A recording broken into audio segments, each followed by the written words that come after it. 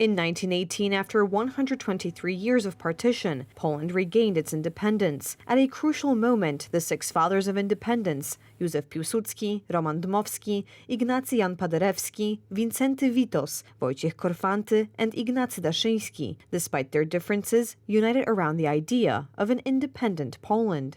We bled repeatedly during the Kościuszka Uprising and the Napoleonic Wars. We bled during the November and January uprisings. We bled, in fact, one could say, almost uninterruptedly in underground activities, in the fight for Polishness and for Poland for the long 123 years when it was not on the map. Independence is very precious and extremely costly. Independence is not given once and for all. It was on November 11, 1918, that Germany signed an armistice at Compiègne, France, ending World War I. On that day, Józef Piłsudski was given command of the army, and it was for this purpose that he arrived in Warsaw on November 10th. Yesterday, on the anniversary of this event, Deputy Prime Minister Jarosław Kaczyński laid wreaths in front of the Marshal's monument.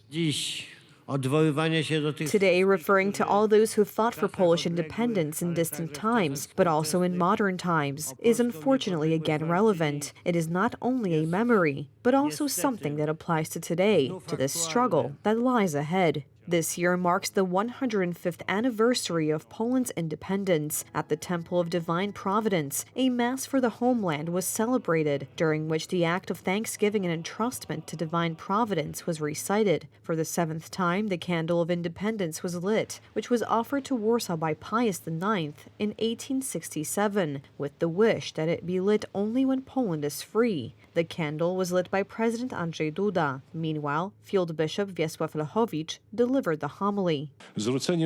Paying attention to the primacy of God in personal and social life is of considerable importance for preserving freedom, for God does not enslave but liberates, unlike material goods. Many factors led to the collapse of the First Polish Republic: a weak army, internal divisions that left the country incapable of reform, and the territorial expansion of neighboring countries. The first partition of Poland took place in 1772. Russia, Prussia, and Austria took part in it. It seemed that we had bet on the right alliances and arrangements, and we did everything to save our statehood. It didn't work. The West proved to be anything but faithful, to put it mildly. Together with the Third Partition in 1795, Poland not only lost its independence, but also its international standing. To prevent the partition, the first constitution in Europe was signed on May 3, 1791. However, even this did not prevent the collapse of the empire. Poland disappeared from the maps of Europe. The partitioners seized territories with an area of more than 700,000 kilometers. Our country owes its freedom to many generations who have never forgotten its value. Our ancestors fought for independence in national uprisings. Luckily for us, the partitioners were on two sides of the front. That's why later we had a kind of bidding war over who will solve this Polish issue during the period of World War I. The guarantor of a country's sovereignty and independence is a strong army.